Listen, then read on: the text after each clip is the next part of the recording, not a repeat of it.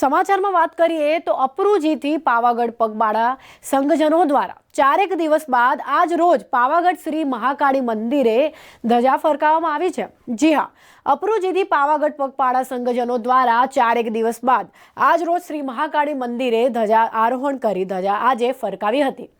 4 દિવસની યાત્રા બાદ આજે વહેલી સવારે પદયાત્રીઓ ચાંપાનેર થઈને પાવાગઢ પણ પહોંચ્યા હતા। પાવાગઢનું ચઢાણ કરી શ્રી મહાકાળી માતાજીના મંદિરે ધજા ચડાવી હતી। અંદાજે આ સંઘમાં 400 થી વધારે માઈ ભક્તો જોડાયા હતા।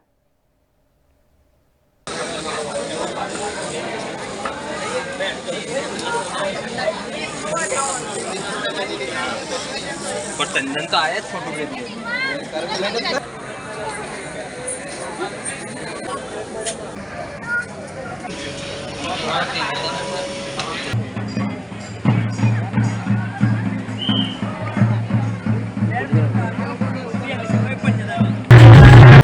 श्री महाकाળી માતાજીના મંદિર પાવાગઢ ખાતે છેલ્લા 63 વર્ષથી પગપાળા સંઘ અહીંયા ગ્રામજનો આવે છે અને માતાજીએ ધજા ચઢાવે છે। ત્યારે આજે આ શુભ પ્રસંગે અને આ શુભ ઘડીએ આપની સમક્ષ અપરુજી ગામના ઉપસરપંચ શ્રી વિક્રમસિંહ અંબાલાલ સોલંકી ત્યારે આપણે સમક્ષ ઉપસ્થિત થયા છે। ત્યારે આ વિશે આપણને માહિતી આપશે વિક્રમસિંહ સોલંકી।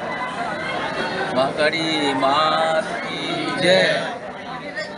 અમે લગભગ 31 વર્ષથી અપરુજીથી પગપાળા સંઘની મા કાળીના દર્શન કરવા આવીએ છીએ।